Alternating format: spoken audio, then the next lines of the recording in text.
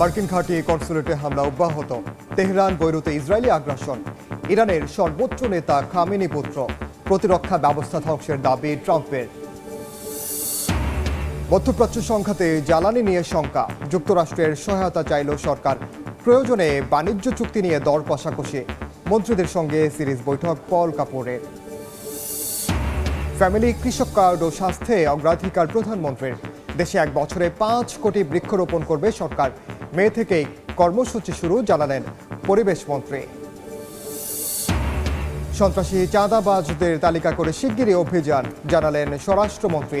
এখনই পাল্টাচ্ছে না পুলিশের পোশাক। ব্যাটারি চালিত রিকশা নিয়ন্ত্রণের নির্দেশ। হত্যা মামলার রায় পেছাল ট্রাইব্যুনাল। 9 এপ্রিল ফের তথ্য প্রমাণ দাখিল। গুরুত্বপূর্ণ তথ্য বাদ পড়ার সিদ্ধান্ত।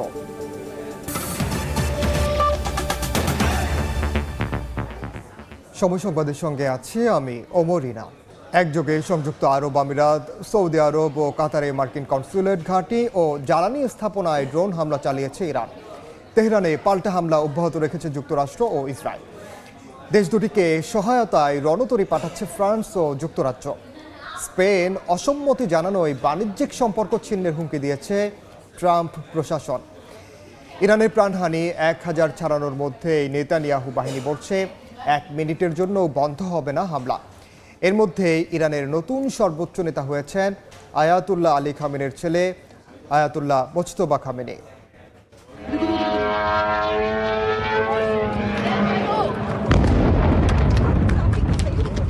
সর্বোচ্চ নেতা আয়াতুল্লাহ আলী খামেনির হত্যা, যার প্রতিশোধ নিতে মরিয়া ইরান। হত্যার জবাবে সংযুক্ত আরব আমিরাতের অন্যতম ফুজাইজার একটি তেল স্থাপনায় ড্রোন হামলা চালিয়েছে তেহরান। স্থানীয় কর্তৃপক্ষ জানিয়েছে, একটি ড্রোন হামলা প্রতিহত করার সময় এই আগুনের সূত্রপাত হয়। একই সঙ্গে দুবাইয়ের মার্কিন কনসুলেট ভবনে হামলা চালিয়েছে ইরান। সেখান থেকে ধোঁয়ার কুণ্ডলী বের হতে দেখা যায়। কাতারের আল উদেদ মার্কিন বিমান ঘাঁটিতে ক্ষেপণাস্ত্র হামলা চালিয়েছে তেহরান। একই দিন ইরানের ক্ষেপণাস্ত্র আঘাতে ইসরায়েলের রামাত গান শহরে ব্যাপক ক্ষয়ক্ষতি হয়েছে। এ হামলায় যানবাহন ও একটি ভবন আগুনে ভস্মীভূত হয়ে যায়। এ ঘটনায় বেশ কয়েকজন হতাহত হয়েছেন। অন্যদিকে ইরান জুড়ে অব্যাহত আছে ইসরায়েলি হামলা। ইরানের কুম শহরে অবস্থিত অ্যাসেম্বলি অফ এক্সপার্টসদের সদর দফতর গুড়িয়ে দিয়েছে তেল আবিব। ইরানের পাশাপাশি লেবাননের হিজবুল্লাহ গোষ্ঠীর ওপরও হামলা অব্যাহত রেখেছে ইসরায়েল। 1 মিনিটের জন্য ইরানে হামলা বন্ধ করা হবে না বলে হুঁশিয়ারি দিয়েছেন ইসরায়েলের সেনাবাহিনীর মুখপাত্র। এদিকে ইরানের বিরুদ্ধে যুদ্ধের দায় নিজ কাঁধে নিলেন মার্কিন প্রেসিডেন্ট ডোনাল্ড ট্রাম্প। হোয়াইট হাউসে জার্মান চ্যান্সেলরের সঙ্গে বৈঠকে ট্রাম্প বলেন, ইসরায়েল যুদ্ধ শুরুর জন্য উস্কানি দেয়নি, বরং তিনিই নেতানিয়াহুকে এই হামলার জন্য প্ররোচিত করেছেন। মার্কিন হামলায় ইরানের সব প্রতিরক্ষা ব্যবস্থা ধ্বংস হয়ে গেছে বলেও দাবি ট্রাম্পের।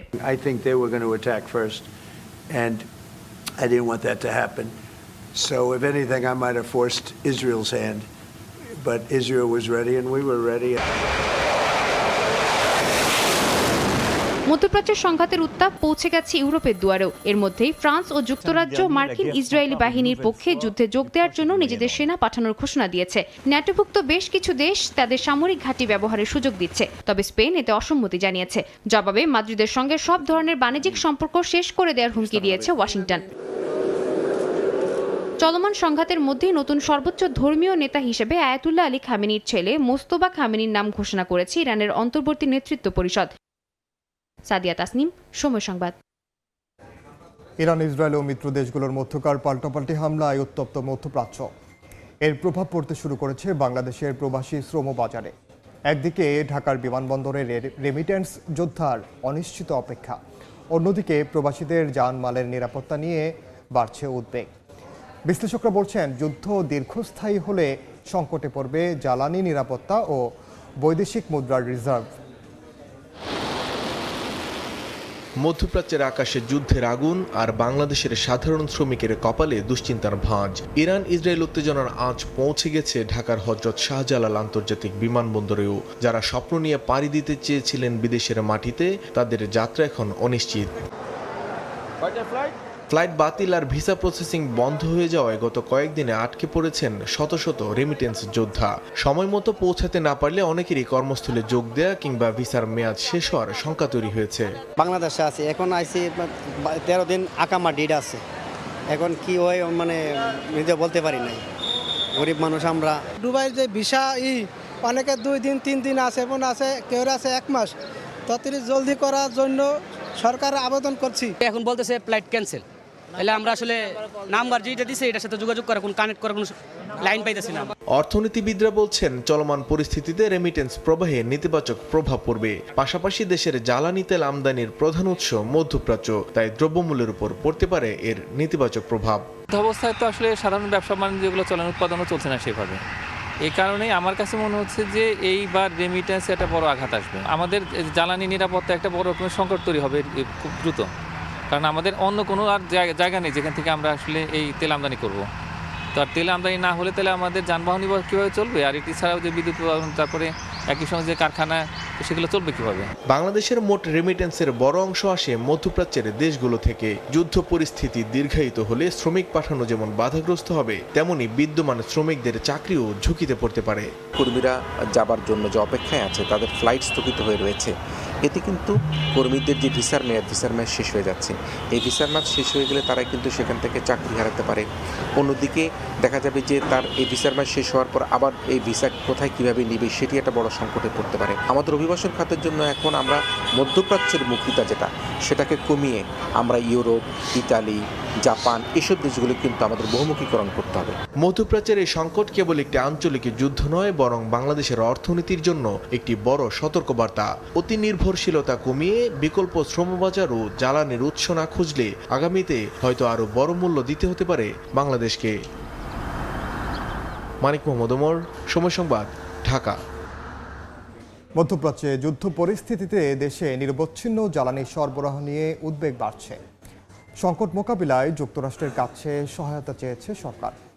দুপুরে মার্কিন সহকারী পররাষ্ট্রমন্ত্রী পল কাপুরের সঙ্গে বৈঠক শেষে বিদ্যুৎ ও জ্বালানি মন্ত্রী জানান, মার্চ পর্যন্ত কোনো সংকট হবে না, তবে জ্বালানি ব্যবহারে সাশ্রয়ী হওয়ার বিকল্প নেই। এদিকে মার্কিন বাণিজ্য চুক্তিতে নেতিবাচক কিছু থাকলে তা নিয়ে এখনও দর কষাকষির সুযোগ রয়েছে বলে জানান বাণিজ্যমন্ত্রী। ইরানে যুক্তরাষ্ট্র ও ইসরায়েলের হামলায় বন্ধ হয়ে গেছে অন্যতম গুরুত্বপূর্ণ জলপথ হরমুজ প্রণালী। এতে বিশ্বের অন্যান্য দেশের মতো জ্বালানি সরবরাহ নিয়ে অনিশ্চয়তায় পড়েছে বাংলাদেশও। বুধবার সচিবালয়ে জ্বালানি মন্ত্রীর সঙ্গে বৈঠক করেন ঢাকা সফররত মার্কিন দক্ষিণ ও মধ্য এশিয়া বিষয়ক সহকারী পররাষ্ট্রমন্ত্রী পল কাপুর। সংকটময় পরিস্থিতিতে যুক্তরাষ্ট্রের কাছে জ্বালানি সহায়তা চায় বাংলাদেশ। এটা তো সারা পৃথিবীর সমস্যা হয়ে গেছে।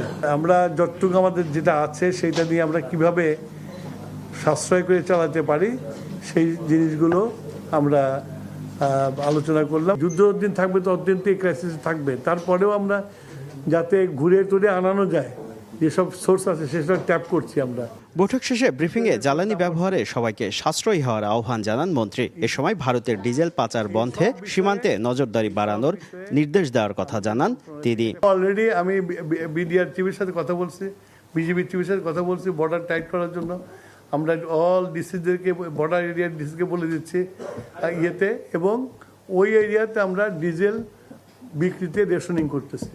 এর আগে পল কাপুরের সঙ্গে বৈঠক শেষে বাণিজ্যমন্ত্রী জানান, যুক্তরাষ্ট্রের সঙ্গে বাণিজ্য চুক্তি নিয়ে এখনও দর কষাকষির সুযোগ রয়েছে। কোনো চুক্তি এন্ড অফ লাইফ না, জীবনের সর্বশেষ কিছু না।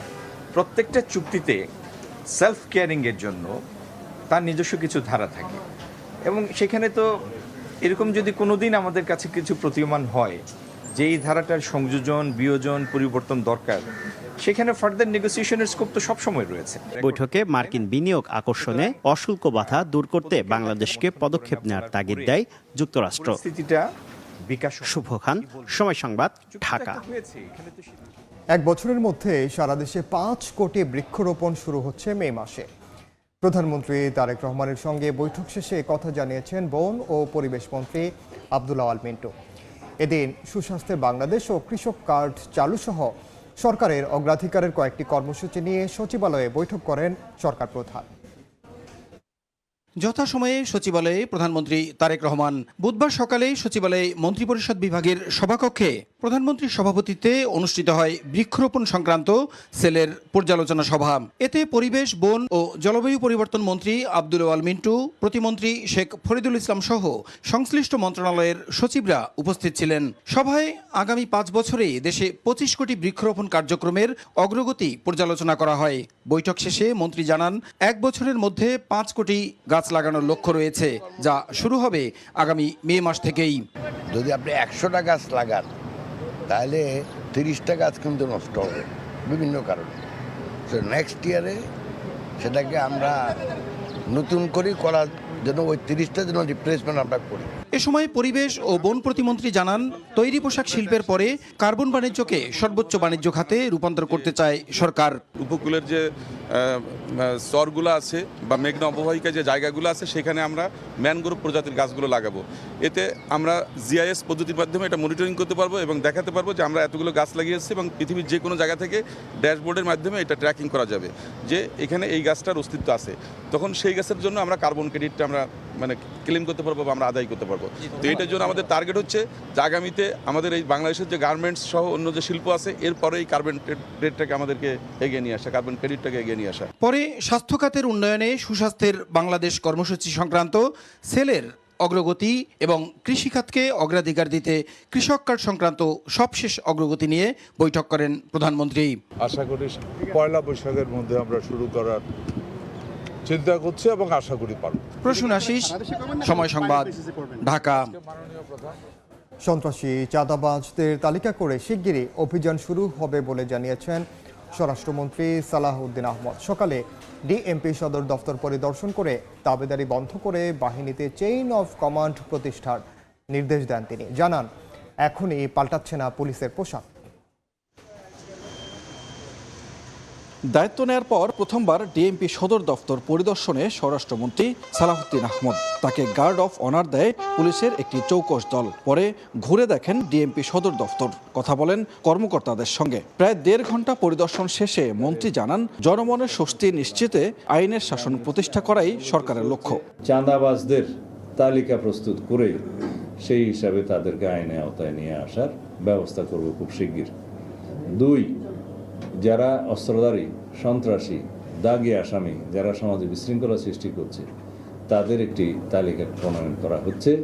ব্যক্তিকেন্দ্রিক দাবেদারি বন্ধ করে পুলিশের চেইন অফ কমান্ড প্রতিষ্ঠার নির্দেশ দেন সালাহউদ্দিন আহমদ। জানান, এখনই বদলাচ্ছে না বাহিনীর পোশাক। একটা ফেসিবাদী রেজিমের কারণে কিছু সংখ্যক লোক পুলিশ বিভাগও ক্ষতিগ্রস্ত হয়েছে, সেই কর্মকাণ্ড চালিয়েছে, যার দোষটা প্রতিষ্ঠান হিসাবে এই প্রতিষ্ঠানের উপরে এসে পড়েছে। সেই জন্য প্রতিষ্ঠান দায়ী নয়, প্রতিষ্ঠান এমনভাবে আমাদেরকে দাঁড় করাতে হবে যাতে প্রাতিষ্ঠানিক সিস্টেমে সবাই কাজ করে, এখানে যেন কোনো ব্যক্তিতান্ত্রিক সিস্টেম গড়ে না ওঠে। রুল অফ ল আমরা প্রতিষ্ঠা করব এবং পুলিশ আইনানুগভাবেই চলবে।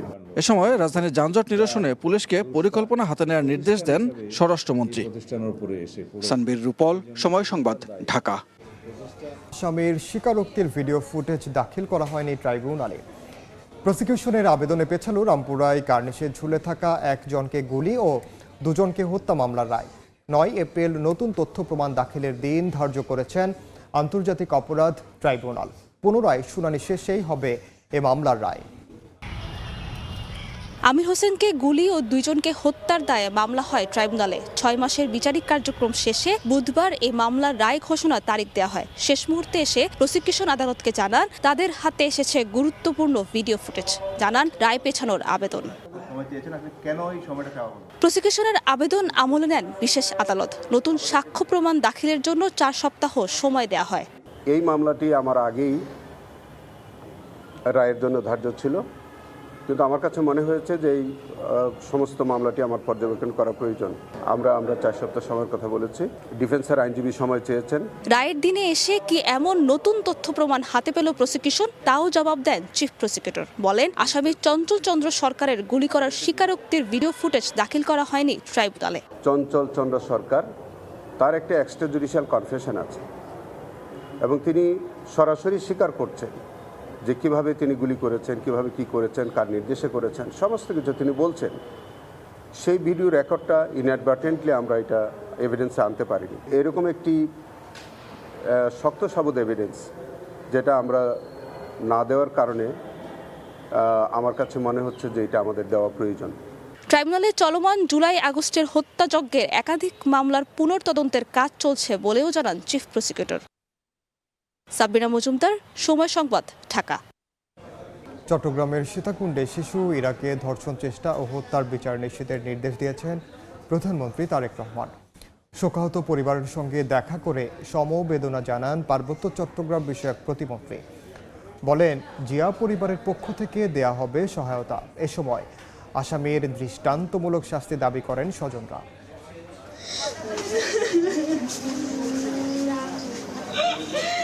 ছোট্ট মেয়ে নৃশংস হত্যায় শোকে স্তব্ধ পুরো পরিবার, ক্ষুব্ধ গ্রামবাসী। অশ্রুসিক্ত নয়নে মেয়ের শেষ দিনের কথাই বারবার বলছিলেন সন্তানহারা মা। আমার মেয়েকে যেভাবে মারছে আমি ওরাকে এরকম মারতে চাই। ওই আমার মেয়েকে শেষ করে ফেলছে। আমি তো আমার মেয়েকে আর পাবো না। আমি আমার মেয়ের বদলি হলাম। আমি আমার মেয়ের জন্য এখন বিচার চাই। বুধবার দুপুরে শোকাহত এই পরিবারের সঙ্গে দেখা করেন পার্বত্য চট্টগ্রাম বিষয়ক প্রতিমন্ত্রী ব্যারিস্টার মীর হেলাল।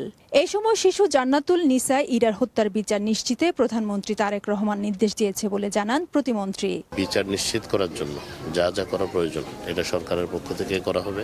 এই ধরনের ঘটনা যেন কেউ পুনরাবৃত্তি করতে সাহস না করে সেই ব্যবস্থাটা আমরা নেওয়ার চেষ্টা করব। আসামির দৃষ্টান্তমূলক শাস্তির দাবি জানান স্বজন ও এলাকাবাসী। ওই আসামির সাথে ওনার বউ যুক্ত ছিল, কারণ ওই মহিলাটা বাসা থেকে দুইবার বুরকা ফরে বাইর হয়েছে। ওর ফাঁসি হোক, যেমন দৃষ্টান্তমূলক শাস্তি, যেন এই দেশে আরো ছেলে এবং কেউ যেন সন্ত্রাসী না করতে পারে। হত্যার মূল আসামি বাবু শেখকে মঙ্গলবার গ্রেফতার করেছে পুলিশ। প্রাথমিক জিজ্ঞাসাবাদে পরিবারের সঙ্গে দ্বন্দ্বের জেরে শিশু ইরাকে ধর্ষণের চেষ্টায় ব্যর্থ হয়ে হত্যার কথা স্বীকার করেছে আসামি। এর আগে 1 মার্চ সকাল 10:30টায় 7 বছরের শিশু জান্নাতুল নিসা ইরাকে চকলেটের প্রলোভন দেখিয়ে হাত ধরে সীতাকুণ্ডের ইকো পার্কে নিয়ে যায় প্রতিবেশী বাবু শেখ। পরে গলাকাটা অবস্থায় একাই হেঁটে পার্ক থেকে বেরিয়ে আসে শিশুটি। মঙ্গলবার সকালে চট্টগ্রাম মেডিকেলে 3 দিন চিকিৎসাধীন অবস্থায় থাকার পর মারা যায় 2য় শ্রেণীর শিক্ষার্থী জান্নাতুল নিসা ইরা। ফেরদৌস লিপি, সময় সংবাদ, চট্টগ্রাম। থানা থেকে লুট করা অস্ত্র দিয়ে মাদকদ্রব্য নিয়ন্ত্রণ অধিদপ্তরের পরিদর্শক সিদ্দিকুর রহমানকে গুলি করে সন্ত্রাসীরা। এ ঘটনায় 4 জনকে গ্রেফতার করেছে পুলিশ। 2রা মার্চ রাজধানীর সায়েদাবাদ এলাকায় তল্লাশির সময় পরিদর্শক সিদ্দিকুরের পায়ে গুলি করা হয়। পরে সিসি ক্যামেরার ফুটেজ বিশ্লেষণ করে 4 জনকে গ্রেফতার করা হয়। তাদের কাছ থেকে থানা থেকে লুট হওয়া একটি অস্ত্রসহ মোট 3টি আগ্নেয়াস্ত্র ও 23 রাউন্ড গুলি উদ্ধার করা হয়। পুলিশ বলছে, মাদক সেবনের সময় তাদের চ্যালেঞ্জ করলে গুলি ছোড়ে তারা। আসামি 3 জনকে অ্যারেস্ট করছি। 3টা অস্ত্র, 23 রাউন্ড গুলি এবং ওইখানে গুলি করা 5 রাউন্ড গুলির 5টা খোসা এবং একটা মোটরসাইকেল জব্দ করা হয়েছে। তারা ঘটনা স্বীকার করেছেন এবং আশা করি আমরা আরও সন্দিগ্ধ একজনের কথা আমরা জানি। আমরা ঘটনাস্থল থেকে পাইছি আরও একজনের তাকেও অ্যারেস্ট করবো ইনশাল্লাহ। অস্ত্রের মূল হোতা কারা এবং কোন জায়গাতে আসছে আমি নাম আসলে বলতে চাচ্ছি না। আমাদের যেহেতু তদন্ত আছে, এখন নাম আস্তে আস্তে আমরা আরও ইয়াতে যাব, গভীরে যাব। আশা করি আরও তথ্য পাবো। সংবাদ। আলুর ভরা মৌসুমে বড় দরপতনে লোকসানের মুখে রংপুর অঞ্চলের কৃষক। কেজি প্রতি উৎপাদন খরচ 14 থেকে 16 টাকা হলেও বিক্রি হচ্ছে মাত্র 6 থেকে 7 টাকায়। গেল 15 বছরে আলু চাষ করে 9 বারই লোকসান গুনতে হয়েছে এই অঞ্চলের কৃষকদের। শাকিল মাহমুদের ছবিতে নাজমুল ইসলাম নিশাতের রিপোর্ট। গেল বছরের বড় ধরনের লোকসান কাটাতে এবার বেশ জোরে সোরে মাঠে নামেন উত্তরের কৃষকরা। আবহাওয়া অনুকূলে থাকায় উৎপাদনও হয়েছে ভালো, তবে আবারও হতাশ কৃষক। চলতি মৌসুমে কৃষক পর্যায়ে প্রতি কেজি আলু উৎপাদনে সার, বীজ, কীটনাশক, সেচসহ আনুষঙ্গিক খরচ 14 থেকে 16 টাকা, তবে বিক্রি হচ্ছে মাত্র 6 থেকে 7 টাকা কেজি দরে।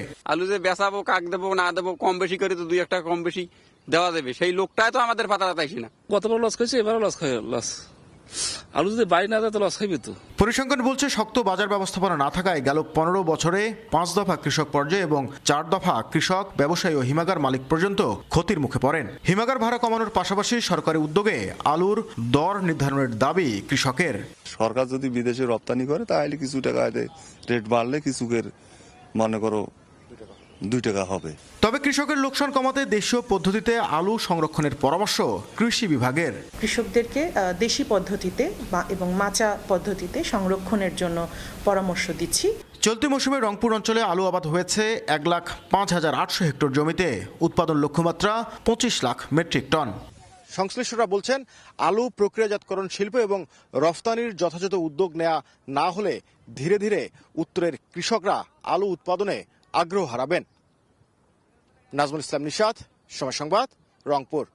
সংবাদ EPL এর খবর আবারও শেষ মুহূর্তের গোলে কপাল পড়ল লিভারপুলের। টেবিলের তলানিতে থাকা উলভারহ্যাম্পটনের কাছে 2-1 গোলে হেরেছে ডিফেন্ডিং চ্যাম্পিয়নরা।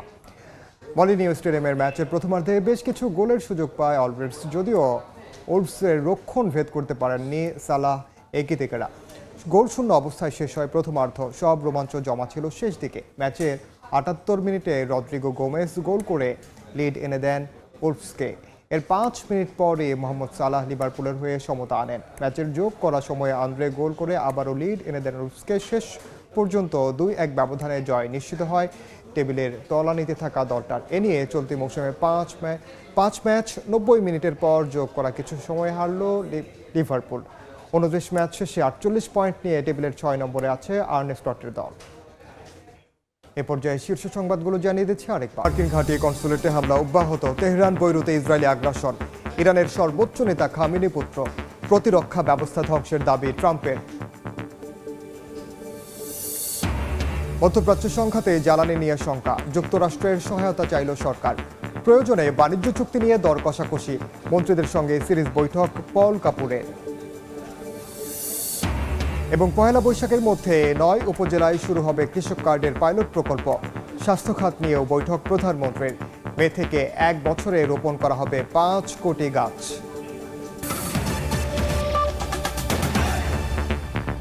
এই ছিল বিকেল 3টার সময় সংবাদে। এরপর আন্তর্জাতিক সময় নিয়ে সঙ্গে থাকবেন সহকর্মী ইমদাদুল হক।